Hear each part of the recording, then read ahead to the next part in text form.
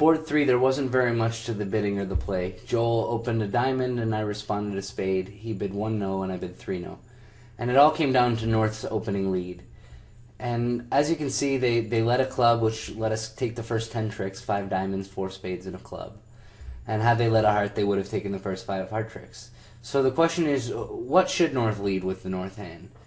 Should they definitely wouldn't lead a diamond, and a spade is, sometimes you like to lead through dummy suit, but 10-9 third is a really dangerous lead.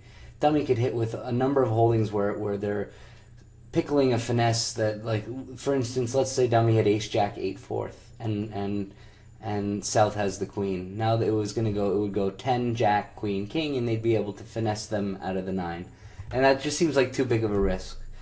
Not necessarily, but and then you look at the other two suits, ace queen 9 fourth of hearts and king fourth of clubs. I think North thought that they were making the safe lead, but in actual fact, leading from king fourth is one of the most dangerous leads. I'm not a huge fan of leading from honor empty fourth against no trumps. It's just so likely to pick up a jack that partner has, and really leading from ace queen 9 fourth, it's so unlikely to give up a trick.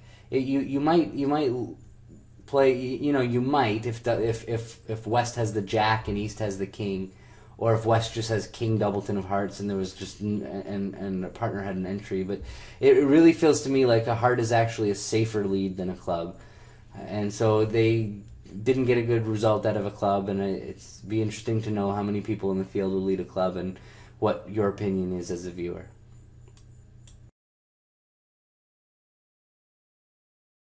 I was dealt this common problem. I have this nice 6-3-3-1-16 count with beautiful diamonds.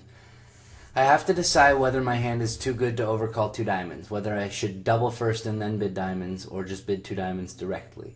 Now, if I bid 2 diamonds right away, there's definitely a risk that my partner will pass and I'll miss a game.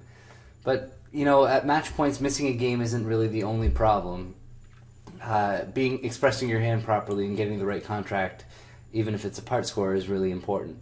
Now, one thing I considered was, since I have a singleton spade, it's very possible that my left-hand opponent is going to jump to 3 spades.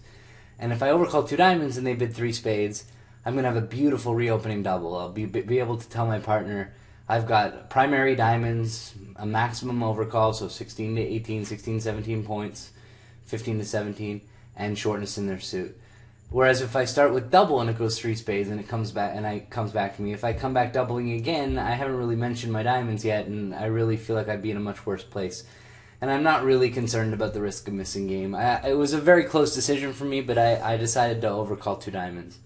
So my 2 diamond overcall saw a 2 spade response, and now, which was also a very likely possibility. And now it came back to me, and I had a perfect reopening double. I got to exactly say what my hand was, and it went 3 spades, and Joel made a penalty double.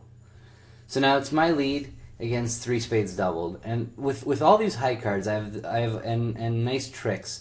Really, once Joel doubled 3 spades, it just looks so likely that they're going down.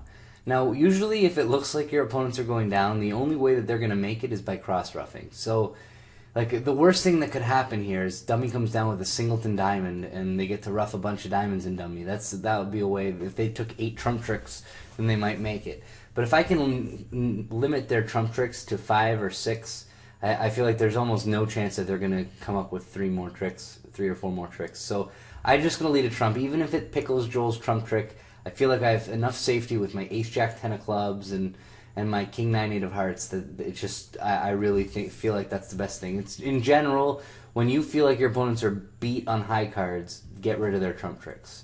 So I led a trump, and dummy came down with actually quite a good hand. I was surprised with how good of a hand dummy came down with.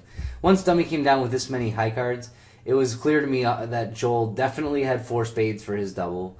He likely had 4 spades anyhow, but still, it looks like they're going down. It looks like I'm going to take a heart, 2 diamonds, and a club, and Joel has to have at least 1 trick for me. So my trump lead, I'm pretty fine with it. So the trump went around to declare his 8, and Joel it was weird that he played low. I thought he was probably going to put up some card that I was going to finesse him out of. And his low card to me is a bit of suit preference. It might be his second lowest card, which means he doesn't really have any preference. So, and that's only because he was choosing between irrelevant spade cards. So now Declare immediately let a low heart from his hand, and I had to decide whether to go up with the king. It seemed to me like the only honor card Joel could really have now was the Ace of Hearts, so I ducked it around to Joel's ace.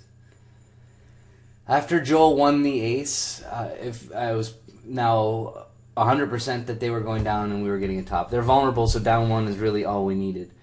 So Joel came back the 10 of hearts, which meant to me that he wanted a ruff. So he would never play back the 10 of hearts from ace 10 third. That would be a very, very strange play. It's asking for me to let them make it if they had a doubleton heart. So I played back a heart and Joel ruffed it. So now I knew they were 2 down. Joel played back a diamond and I took my 2 diamonds and my ace of clubs for 500 and a top board.